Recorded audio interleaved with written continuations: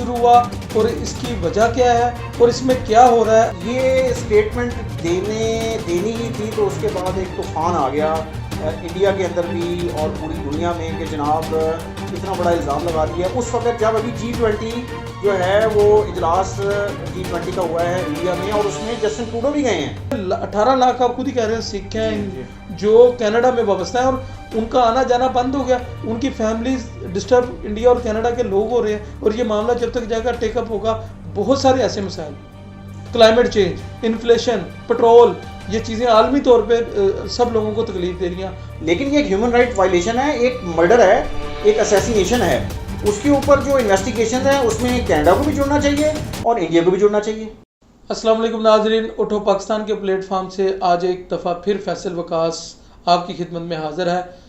आज हमने एक मौजू पे बहस करने के लिए सीनियर तजज़ियाकार फैसल गुमन को दोबारा यहाँ बुलाया है। आज का हमारा जो मौजू है वो हिंदुस्तान और कनाडा की बढ़ती हुई कशीदगी के बारे में है। इस वक्त हर चैनल, हर अखबार, सोशल मीडिया पर यह मौजू बहस बना हुआ है। असल में ये मामला कब शुरू हुआ, कैसे शुरू हुआ और इसकी वजह क्या है और इसमें क्या हो रहा है, आप आज हम इस पर बहस करेंगे। ये हरदीप सिंह एक सिख रहनुमा, हिंदुस्तान अलहदगी पसंद रहनुमा थे जो कि खालिस्तान की तहरीक में भी कहा जाता है कि वो सरबराह थे, जिसके या उसके आगे आगे थे। उनका कत्ल गुरुद्वारे के बाहर कनाडा में हुआ, जिसके बाद ये कत्ल 18 जून को हुआ और एक दो माह खामोशी के बाद G20 की जब समिट हुई तो जस्टिन ट्रूडो जो कि कैनेडियन प्राइम मिनिस्टर हैं वो G20 समिट में आए तो उन्होंने ये मामला मोदी के साथ उठाया और 18 सितंबर को उन्होंने इस बात का इल्ज़ाम आयद भारतीय हुकूमत पर लगा दिया कि इस कत्ल में वो मुलव्वस हैं, जिसकी तरदीद नहीं की गई कि ये वाला जो मामला उठाया गया उसमें भारतीय हुक्मरान मुलव्वस हैं। और इस बात को 21 सितंबर को उन्होंने न्यूयॉर्क प्रेस कॉन्फ्रेंस करते हुए कहा कि इसके बारे में हमारे पास ठोस शवाहिद मौजूद हैं। हालांकि वो शवाहिद अभी तक दिए नहीं गए, लेकिन उन्होंने भारतीय सफारतकार को निकाल दिया, उसके बाद रा के जो सरबराह थे उनको मुल्क बदर कर दिया और उसके बदले में हिंदुस्तान ने भी कैनेडियन सफ़ीर को निकाल दिया और ये मामला काफ़ी कशीदा सूरत हाल बन गया। अब दोनों तरफ से इल्ज़ामात की बौछार है और आज हम जानेंगे फैसल गुमन साहब से कि ये मामला क्यों हुआ और बेसिकली ये मामला इस टाइम किस पीक पे है। जी गुमन साहब। जी अस्सलाम वालेकुम। फैसल साहब, आपको जो है हिंदुस्तान की हिस्ट्री जो है वो पता है। ख़ास तौर पे हम जब बात करते हैं कि वहाँ पे जो अक़लियत में जो रहने वाली कौमें हैं उनमें सिख हैं, मुसलमान हैं, उसके अलावा वहाँ पे क्रिश्चियंस हैं, इसके अलावा और भी माइनॉरिटीज़ हैं। तो अगर हम हिंदुस्तान की हिस्ट्री उठाएं तो वो ह्यूमन राइट्स वायलेशन से भरी हुई है, जिसमें आप देखते हैं कि मुसलमानों के साथ वहाँ पे क्या सलूक हो रहा है और सिखों के साथ क्या सलूक हो रहा है। अब ये जो वाक़या रिपोर्ट हुआ है जो मर्डर हरदीप सिंह का, ये 18 जून को हुआ, लेकिन उसके बाद मीडिया में थोड़ा बहुत हाईलाइट हुआ होगा कि जी एक जो है सिख जो है उसको कत्ल कर दिया गया गुरुद्वारे के बाहर। लेकिन उसके बाद क्या हुआ कि खामोशी छा गई और 18 सितंबर को जस्टिन ट्रूडो जो प्राइम मिनिस्टर हैं कनाडा के, वो पार्लियामेंट में अनाउंस करते हैं कि जी इसमें जो कैनेडियन इंटेलिजेंस ने जो इन्फॉर्मेशन इकट्ठी की है उसमें जो है ये ताने बाने जो है इंडियन गवर्नमेंट और इंडियन रॉ एजेंट से मिलते हैं। तो इसमें उन्होंने ये कहा जी कि इंडिया हमें इसमें जो है उनको ट्रेस करने में, मुसलमान को ट्रेस करने में जो है हेल्प करे। अच्छा, ये स्टेटमेंट देनी ही थी तो उसके बाद एक तूफ़ान आ गया इंडिया के अंदर भी और पूरी दुनिया में कि जनाब इतना बड़ा इल्ज़ाम लगा दिया उस वक्त जब अभी G20 जो है वो इजलास G20 का हुआ है इंडिया में और उसमें जस्टिन ट्रूडो भी गए हैं। तो उस वक्त तक बिल्कुल खामोशी थी। तो जस्टिन ट्रूडो ने ये भी कहा जी कि G20 में उन्होंने ये मामला नरेंद्र मोदी जो प्राइम मिनिस्टर हैं उनसे टेकअप किया। अब इल्ज़ाम तो लगा दिया उन्होंने और साथ ये भी उन्होंने कहा जी कि हमारे पास इसका एविडेंस है। उसके बाद फॉरेन इंडियन जो अपना फॉरेन सर्विस से जो है इसकी फॉरेन जो है वो तरदीद आई और उन्होंने जो है इसको जो है कैनेडियन जो एलिगेशंस थे उनको रिजेक्ट किया, उनको डिनाई किया और उल्टा उन्होंने ये कहा जी कि ये जो बंदा था, ये जो अपना हरदीप सिंह जो हैं, ये सेपरेटिस्ट मूवमेंट जो खालिस्तान की है उसको रिप्रेजेंट कर रहा था और उसका प्रचार कर रहा था, तो ये टेररिस्ट था उनके रिकॉर्ड में। तो अब इसमें बड़ी इंटरेस्टिंग बात ये है। देखें गुमन साहब, एक बात मैं आपसे करूंगा कि मुल्क अलहदगी पसंद बहुत सारे नासर होते हैं हर मुल्क में, ठीक है। हर एक अपने राइट्स के लड़ते हैं, उसके बाद वो बाहर चले जाते हैं। आपने देखा होगा पाकिस्तान में भी ऐसे बहुत सारे लीडर हैं कि जो यहाँ लोगों के हकूक़ के लिए लड़ते हैं लेकिन खुद लग्जरीज लाइफ गुजार रहे हैं बाहर के मुल्कों में जाके। तो अब ये मैं समझता हूँ कि एशियन में अगर कोई मुल्क सर उठा रहा है, इकोनॉमिकली वो सर्वाइव कर रहे हैं और उठ रहे हैं, अब उन्होंने टेकअप किया है, तो ये आप ये नहीं समझते कि कोई कंस्पायरेसी हो सकती है, क्योंकि ये जापान और जर्मनी के इक्वल तीसरी बड़ी इकोनॉमी का दर्जा बनने वाला है इंडिया 2030 तक, ऐसा कहा जाता है। तो अगर यहाँ एकदम G20 में इंडिया हो गई, पहले चंद्रयान, फिर समुद्रयान, फिर G20, ये G20 के बाद फौरन 18 जून को कत्ल हो रहा है। 18 सितंबर को कैनेडियन प्राइम मिनिस्टर कह रहा है कि जी ये इंडिया का मुलव्वस है इसमें। अगर मुलव्वस है तो वो सबूत क्यों नहीं दे रहा? कनाडा की तरफ से अगर ये इल्ज़ाम आया है तो उसकी थोड़ी सी बेस को भी समझ लेना। कनाडा उन मुल्कों में आता है जहाँ पे ह्यूमन राइट्स के हवाले से बहुत जो है ना जी फोकस किया जाता है कि हमारे उनके जो बाशिंदे हैं, वो जो माइनॉरिटीज़ में है वहाँ पे उनके राइट्स का ख्याल रखा जाता है। वहाँ पे वहाँ मुसलमान है, कोई सिख है, कोई हिंदू है, या कोई किसी और रिलीजियस जो है ग्रुप्स। लेकिन इल्ज़ाम 3 महीने के बाद, देखें इसमें मैं ये समझता हूँ कि 3 महीने इसलिए उन्होंने लिए हैं कि इन मुल्कों में, कनाडा जैसे मुल्कों में प्रॉपर एक इन्वेस्टिगेशन का प्रोसेस होता है। वहाँ पे एक मर्डर हुआ, उसके बाद उनकी जो लोकल पुलिस है और वहाँ की जो इंटेलिजेंस एजेंसीज हैं वो इन्वॉल्व हुई इसके अंदर कि यार एक सिख जो है वो कत्ल हुआ है, और उसको जो है, और सबूत का इतना बड़ा दावा आपकी मान लेते हैं कि उन्होंने सबूत इकट्ठे किए, उसके बाद इल्ज़ाम लगाया। सबूत का इतना बड़ा दावा और फिर वो कहते हैं कि हम पब्लिकली नहीं सबूत कर सकते। हाँ, इसमें क्या वो डरते हैं? देखें अब जो मीडिया रिपोर्ट्स आ रही हैं कि भी 18 लाख आबादी है सिखों की वहाँ पे। अब मुझे अब एक बात बताएं कि इंडिया और कनाडा के दरमियान तो डिप्लोमेटिक रिलेशंस वैसे बड़े अच्छे हैं। आपने देखा नहीं कि जस्टिन ट्रूडो आए हैं यहाँ पे, G20 के इजलास में आए हैं और उसके बाद यहाँ से गए हैं, और ये अक्सर इनकी एक ट्रेड भी है, ठीक ठाक ट्रेड वॉल्यूम भी है। तो कनाडा को क्या जरूरत पड़ी है कि बिला वजह एक एविडेंस, वीक एविडेंस या लैक ऑफ एविडेंस की बुनियाद पे प्राइम मिनिस्टर कह रहा है, ये कोई आम उनका हेड नहीं कह रहा इंटेलिजेंस एजेंसी का या पुलिस का, प्राइम मिनिस्टर इज सेइंग कि जनाब उनके पास एविडेंस है। और उसमें फिर चलें अगली बात है, आप अगर आपके सवाल का मैं जवाब दूं तो जो 5 आइज़ बनाई हैं इन्होंने, जिसमें 5 मुल्क हैं जो इंटेलिजेंस शेयरिंग करते हैं। अब आज की मीडिया रिपोर्ट्स ये हैं कि उसमें ये भी उन्होंने मेंशन नहीं किया, लेकिन कहा है जी कि एक one of the members of ये जो है 5 आइज़, यानी ऑस्ट्रेलिया, न्यूजीलैंड, यूके, कनाडा, उनमें से किसी एक मुल्क ने इनको इन्फॉर्मेशन दी है कि हमारा ये एविडेंस है कि इसमें इंडियन रॉ या इंडियन एजेंट्स इन्वॉल्व हैं। तो फिर आपके सामने वो अगर कोई बात कर रहे हैं। अच्छा, मैं समझता हूँ कि एशियन के वैसे ही गोरा खिलाफ है। आपको पता है कि एशियन की बर्बादी का जिम्मेदार गोरा है। आज हम उनके कलमे पढ़ रहे हैं या जो भी कह रहे हैं, गोरे मुल्क जाने के लिए हम जा रहे हैं क्योंकि हमारे इकोनॉमिकली हालात खराब है, लेकिन इनके जिम्मेदार भी तो वही है ना। चलिए जी, अब वो पहले एशिया में कोई भी कंट्री ऊपर को उठने लगता है तो वहाँ कोई ना कोई इशू ऐसा उठ जाता है, और सारे मीडिया, दुनिया में हज़ारों कत्ल होते हैं, हर जगह होते हैं। वो भी मैं ये नहीं कहता कि इंसाफ नहीं होना चाहिए, इंसाफ हर जगह होना चाहिए, ठीक है। लेकिन एकदम ये इशू उठता है 5 मुल्क गोरे या स्ट्रॉन्ग इकोनॉमीज एक एशियन कंट्री के खिलाफ।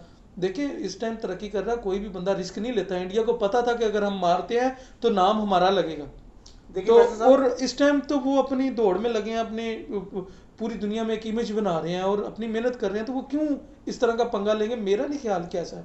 और अगर फर्ज करें वो इन्वॉल्व हैं तो कनाडा को फौरी सबूत देने चाहिए ताकि ये सफारती तल्लुकात ख़त्म करके, मारी तो फिर अवाम जनरल पब्लिक मारी जाएगी। कितने 18 लाख आप खुद ही कह रहे हैं सिख हैं जो कनाडा में वाबस्ता है और उनका आना जाना बंद हो गया, उनकी फैमिलीज डिस्टर्ब, इंडिया और कनाडा के लोग हो रहे हैं, और ये मामला जब तक जाएगा टेकअप होगा। बहुत सारे ऐसे मसाइल, क्लाइमेट चेंज, इन्फ्लेशन, पेट्रोल, ये चीज़ें आलमी तौर पे सब लोगों को तकलीफ दे रही हैं। वो वाले इशू दुनिया नहीं पकड़ रहा, एक ये वाला इशू, वहाँ लाखों नहीं करोड़ों अरबों लोग बेचारे मर रहे हैं भूख से। देखिए फैसल साहब, बात ये इशू को ज़्यादा प्रायोरिटी है कि जहाँ तक आपका ये कहना है कि जी एविडेंस की बात तो उन्होंने कर दी है, लेकिन वो एविडेंस शेयर नहीं कर रहे। यहाँ पे आके कैनेडियन गवर्नमेंट को मुझे नहीं पता कि अब उनको किसका प्रेशर है। क्या आलमी ताकतें जिसमें G20 के मुल्क हैं या G7 के मुल्क हैं, क्या G20 और G7 के कंट्रीज़ जो हैं जिसमें इवन इंडिया भी शामिल है, क्या उनकी तरफ से प्रेशर है इनको कि ये वो एविडेंस शेयर नहीं करना चाह रहे? चूँकि बात इस हद तक तो ठीक है कि वो एविडेंस जो है वो पब्लिक तक लाना चाहिए, इदारों को आपस में शेयर करना चाहिए, लेकिन इसमें एक इतला ये भी है, अनकन्फर्म रिपोर्ट है जो मीडिया में आई है कि इंडियन ऑफिशियल्स और कैनेडियन ऑफिशियल्स आपस में बैठे हैं इसी इशू के ऊपर और इस एविडेंस को सामने रख के बैठे हैं, जिसमें इंडियन साइड ने डिनाई नहीं किया इस चीज़ को, कत्ल में इन्वॉल्वमेंट को डिनाई नहीं किया जो रिपोर्ट्स आ रही हैं। तो जहाँ तक कनाडा ने अगर ये इल्ज़ाम लगा दिया है तो फिर वो प्रॉपर एविडेंस के साथ आए सामने, और उसमें अगर इंडिया की रॉ की इन्वॉल्वमेंट है तो फिर वो उनको जो है मुल्ज़मान जो है उनको सजा देनी चाहिए। अदरवाइज कुछ दिनों बाद एक और सिख कत्ल हो गया वहाँ। हाँ जी, देखिए वहाँ पे अब वो भी कहा जा रहा है कि वो खालिस्तान, लेकिन इंडिया ब्लेम कर रहा है कि ये गैंग वॉर का हिस्सा भी हो सकते हैं दोनों लीडर। मतलब ये वहाँ सिखों की आपस में भी गैंग वार चल रही है, और उसका नाम लगा के देखें, इसमें डिस्टर्बेंस एक बंदे के लिए नहीं है, एक बंदे का कत्ल का इन्वेस्टिगेशन हो सकती है, कोऑपरेशन इंडिया से ली जा सकती है, सारा कुछ हो सकता है। अगर ये 5 मुल्क, आप समझते हैं कि अमेरिका को इंडिया इनकार करेगा? अमेरिका इंडिया को अगर कहे कि आप इन्वेस्टिगेशन कराएं, जो जिम्मेदारान है उनको ले आएंगे। मुझे ये बताएं कि आपको रॉ की इन्वॉल्वमेंट नजर नहीं आती किसी और मुल्क में? पाकिस्तान में क्या हुआ है? देखिए वो पाकिस्तान में कुलभूषण यादव को पकड़ा गया 2016 में। कुलभूषण यादव जो है वो उनकी जो है इंडियन नेवी का ऑफिसर था, जिसको यहाँ भेजा गया था मुख्तलिफ टारगेट्स दे के, फिर वो जनाब उसको बाकायदा कन्विक्ट किया गया। पाकिस्तान और इंडिया तो हरीफ हैं, 2 हरीफ हैं जंग में, और इनकी जंग तो अजल से शुरू है और पता नहीं कब तक चलती है। हालांकि होनी नहीं चाहिए, दोनों हमसाए मुल्क है, मेरे ख्याल अच्छे ताल्लुकात होने चाहिए। हमारे रिसोर्सेज लड़ने के लिए नहीं है कि हम एक दूसरे से लड़ें या डरें, या उनकी देखें वो, अब हम उनके लिए जंग में बैठे हुए हैं, वो अगले तरक्की कर रहे हैं। फैसल साहब मुझे यूँ लगता है कि चलें आप इस एंगल को भी साइड पे कर दें कि जनाब कुछ मुल्कों की आपस में दुश्मनी है तो वो इल्ज़ाम लगाते हैं कि जी जो है उनकी इंटेलिजेंस एजेंसी से एक दूसरे के मुल्कों में जाके हालात को ख़राब करती हैं, किलिंग्स करवाती हैं, दहशतगर्दी करवाती हैं, बॉम्ब ब्लास्ट करवाती हैं। बात यह है कि कौन सी ऐसी ताकत है या ताकतें हैं जो इंडिया के साथ टक्कर नहीं ले पा रही? इंडिया एक बड़ी इकॉनमी बनने जा रहा है, ठीक है, सबको पता है, और अब वो आबादी में भी दुनिया का सबसे बड़ा मुल्क है, और सिक्योरिटी काउंसिल में भी आने के लिए इंडिया की बहुत ज़्यादा जो है वो एफर्ट्स हैं। फिर ये भी कहा जाता है कि ये जो मुल्क हैं, जो डेवलप कंट्रीज़ हैं, ये चाइना को काउंटर करने के लिए इंडिया को जो है बैक कर रहे हैं, और कि भी इस रीजन के अंदर, साउथ एशिया के अंदर जो है चाइना के मुकाबले में इंडिया जो है वही उनको नज़र आता है। तो इस तरह की सिचुएशन के अंदर तो फिर मुनाफकत है। अगर तो 5 आइज़ आप समझते कि कनाडा के पीछे अमेरिका ज़्यादा पावरफुल स्ट्रॉन्ग है? जी बिल्कुल, वो उनकी मान सकता है कोई बात। देखें डायरेक्टली भी कुछ मुल्क किसी के साथ इशू नहीं क्रिएट कर सकते, तो फिर इनडायरेक्टली भी चीज़ें होती हैं। ये मैं नहीं कह रहा कि अमेरिका, लेकिन मैं वैसे कह रहा हूँ कि कोई भी पीछे इसके अनासर कोई और भी हो सकता है। कि देखें जो मसाइल इस टाइम हाईलाइट होने चाहिए, मेरे ख्याल दुनिया को आपस में पीस में रहना चाहिए, पीस करें आपस में, तो ताकि आम आवाम जो पिस रही है, देखिए दीन मज़हब हर एक का अपना अपना है, ठीक है, आपने अपने अपने मज़हब के मुताबिक चलना, अपने मुल्क की खिदमत करनी है, अपने मुल्क के लोगों को रोटी कपड़ा मकान चीज़ें सहूलतें देनी है।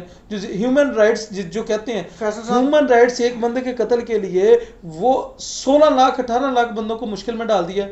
आपके सामने एक इंडियन सिंगर सिद्धू मूसेवाला कत्ल हुआ, उस पर भी कॉन्स्पिरेसीज आई, फिर उसमें एक आ गया जी वो गैंग वॉर का नतीजा था। ये भी खबरें आई कि जी उसमें हिंदू एक्सट्रीमिस्ट इन्वॉल्व हैं उसको मरवाने में, चूँकि वो इस तरह के सॉन्ग गाता था जिसमें वो फ्रीडम और सप्रेशन जो सिख कम्युनिटी जो है वो देख रही है इंडियन पंजाब में, तो वो जो सप्रेशन थी वो उसमें शो होती थी। तो अब चीज़ें ना मिक्स कर दी गई हैं। बात इसमें असूलों वाली बात मैं आपसे करने जा रहा हूँ। असूल की बात ये है कि इंडिया का मईशत में ऊपर आना, इन मुल्कों का इंडिया के साथ ट्रेड करना, तिजारत करना, दैट इज़ सेपरेट थिंग होनी चाहिए, वो पीस की तरफ जाएगी। बात के भी पीस आएगा कि अगर चाइना की क्या पॉलिसी है, चाइना कहता है कि जंग नहीं करनी, मैंने बेल्ट एंड रोड इनिशिएटिव के तहत पूरी दुनिया में तिजारत का जाल बिछा देना है, और जो है वॉर मैंने लड़नी है तिजारत के साथ। तो ये करें ना सारे मुल्क। जैसे सुपर पावर वो उसके कर्ज में है, यानी कि चाइना का उसने कर्ज जी बिल्कुल बिल्कुल है। तो मैं सिर्फ गुजारिश ये कर रहा हूँ कि अगर कोई कत्ल होता है, कनाडा में एक कैनेडियन नेशनल कत्ल हुआ है, Hardeep Singh was Canadian national, है वो इंडियन ओरिजिन का था। अब अगर उसकी कत्ल में वो एक लीडर था जो खालिस्तान की मूवमेंट के बारे में कहा जाता है कि वो पब्लिकली वहाँ पे अब मूवमेंट चला रहा था, ठीक है ना। मूवमेंट तो चलती है पूरी दुनिया में, हर मुल्क के अंदर आज़ादी की तरीके चलती हैं, ये कोई एक्सेप्शनल तो नहीं है। अगर देखिए यूके में भी तो आज़ादी की तहरीक पीटीआई वाले चला रहे हैं ना। एग्जैक्टली, मतलब वो बाहर बैठ के तहरीक पीटीआई वाले चला रहे हैं, ये बाहर चलाते हैं। अब अगर उसका वो हाई प्रोफाइल हो जाता है केस, अगर वो केस उस केस में वहाँ की इंटेलिजेंस एजेंसीज और इन्वेस्टिगेशन जो पुलिस की हुई है, लॉ इन्फोर्समेंट एजेंसीज की, अगर उसमें वो आपको एविडेंस दे रहे हैं तो फिर उसको सीरियस लेना चाहिए, irrespective of the fact that कि जी इंडिया और इनके आपस में जो इकोनॉमिक रिलेशंस है वो क्या हैं, वो ठीक हैं, लेकिन ये एक ह्यूमन राइट वायलेशन है, एक मर्डर है, एक असैसिनेशन है। उसके ऊपर जो इन्वेस्टिगेशन है उसमें कनाडा को भी जुड़ना चाहिए और इंडिया को भी जुड़ना चाहिए। ये तो मैं ये समझता हूँ। तो इसमें अब देखना ये है कि आने वाले दिनों में क्या ये जो इस वक्त इन दोनों मुल्कों के दरमियान डिप्लोमेटिकली रिलेशंस एक एट लोएस्ट अब आ गए हैं, पिछले निचले लेवल पे आ गए हैं। इवन इंडिया ने तो वीज़े भी सस्पेंड कर दिए हैं, जिससे जो इंडियन नेशनल्स हैं वहाँ पे जो जिन्होंने आना है इंडिया या जाना है उनके लिए बड़ी प्रॉब्लम है। उसमें सिर्फ ये नहीं है कि सिर्फ सिख हैं, उसमें इंडियन नेशनल सारे हैं। आप ये नहीं समझते ये ह्यूमन राइट वायलेशन है? ये ह्यूमन राइट वायलेशंस हैं ना, ये ह्यूमन राइट्स वायलेशन की ही बात मैं कर रहा हूँ कि इसमें देखिए ये मामला सेपरेट रखना चाहिए था। डिप्लोमेटिक वार इस तरह नहीं होनी चाहिए थी कि पूरी दुनिया डिस्टर्ब हो। इससे सिर्फ ये नहीं डिस्टर्ब होंगे ये दो मुल्क डिस्टर्ब हो, लेकिन बहुत ज्यादा लोग डिस्टर्ब। लेकिन अगर आप ये देखें कि इसमें मुझे थोड़ी सी एक स्मेल ये भी नजर आती है कि ये टैक्टफुली सारे मुल्क जो है ना इसमें प्ले कर रहे हैं, इवन इंडिया भी, कि वो शायद इस लेवल पे ना लेके जाना चाहते हो इस नहाज पे कि ओवरऑल जो है एक सिनेरियो जो है ना ऐसा क्रिएट हो जाए जिसमें लोग भी इफेक्ट हों और मुल्कों की इकोनॉमीज भी इफेक्ट हों और जो बड़े बड़े अगर पैक्ट साइन हुए हैं वो भी डिस्टर्ब हो जाएं। तो मुझे ये लग रहा है कि ये टैक्टफुली हैंडल कर रहे हैं इस सिचुएशन को, और इसमें की प्लेयर्स आएंगे बड़े मुल्क जो हैं, वो अमेरिका हो सकता है, इंग्लैंड हो सकता है, ऑस्ट्रेलिया हो सकता है। ये मुल्क जो हैं ये इन दोनों मुल्कों के दरमियान जो इस वक्त इस मर्डर के ऊपर जो एक खलीज है उसको कम करने की कोशिश करेंगे। और मैं आपको एक लिटरली बात बता दूं कि इस तरह की जो असैसिनेशंस होती हैं पूरी दुनिया में, ये कोई बहुत हाई प्रोफाइल नहीं है। बड़े बड़े सदर कत्ल हुए हैं, प्राइम मिनिस्टर्स कत्ल हुए हैं, किसी भी केस में कंक्लूजन नहीं आया, किसी भी केस में मुलजिम नहीं पकड़े गए, वो कॉन्स्पिरेसीज पकड़ी नहीं गई, चाहे डेवलपिंग नेशन हो चाहे डेवलप नेशन। जी हाँ बिल्कुल। तो इसमें ये मामला ठंडा हो जाएगा, लेकिन अभी नुकसान देगा, कुछ देर लोगों का नुकसान, इकोनॉमी का नुकसान, वक्त का ज़िया, तो ये चीज़ें तो फिर चलती रहेंगी। जी गुमन साहब, अच्छा मुझे ये बताएं कि अब इस मसले का क्या हल है? इसको इसी तरह करना चाहिए कि बातें की इसके ऊपर वो जिम्मेदार है, वो जिम्मेदार नहीं है, अपनी चीज़ें, इसका क्या सलूशन? फैसल साहब, मैं ये समझता हूँ कि ये दो मुल्क तो अब एक दूसरे पे इल्ज़ाम और काउंटर एलिगेशन और काउंटर एलिगेशन पे चल रहे हैं। तो इसी वजह से कुछ ताकतें जो हैं वो इन्वॉल्व हुई हैं, इन मुल्कों ने खुद किया है। कनाडा के जस्टिन ट्रूडो जो है वो अपने अलाइज को देख रहे हैं कि वो उनकी सपोर्ट करें, इंडिया भी डेफिनेटली देख रहा है। तो इसमें बात फिर आ जाती है आपकी वर्ल्ड सुपर पावर के ऊपर, यूनाइटेड स्टेट्स ऑफ अमेरिका, जो बड़े भाई की हैसियत से मुल्कों के दरमियान जो है वो पैचअप करवाता है। तो अब डेफिनेटली ये दोनों मुल्क अमेरिका की तरफ देखेंगे और अमेरिका भी कोई सालसी का रोल प्ले करके तो चाहेगा कि इन दोनों मुल्कों के दरमियान जो रिलेशंस हैं, डिप्लोमेटिक रिलेशंस, वो बेहतर हों, माशी रिलेशंस। इसमें जो है ना जी यूनाइटेड स्टेट्स ऑफ अमेरिका जो है, यूएसए जो है वो अपना रोल प्ले करेगा और करना चाहिए उसको, ताकि जो है इन्वेस्टिगेशंस भी मेरिट पे हो जाएं और दोनों मुल्कों के रिलेशंस जो वो भी ख़राब ना हो। अच्छा नाजरीन, जैसा कि मौजू हम छेड़ते हैं इसका मकसद कोई ऐसी राय देना नहीं है। हमारा मकसद सिर्फ ये है कि कोई मसला जो बना हो उसको सलूशन उसके क्या हो सकते हैं, एक आम अवामी राय, यानी कि एक आम लोगों की राय को हाईलाइट करें जो कि हम आम लोग बहस करते हैं, ना कि इसके पीछे कोई पॉलिसी हो, ना इसके पीछे किसी किस्म का कोई प्रेशर हो या किसी भी चीज़ हो। और हम आप तक इस तरह के मसाइल, इस तरह की बहस लेके आएंगे और आपको भी इस बहस में शामिल करेंगे। हमारे चैनल उठो पाकिस्तान का मकसद सिर्फ आम अवाम की राय को ऊपर उठाना है और इसको बनाना है। और मुझे इजाज़त दें, अल्लाह ने।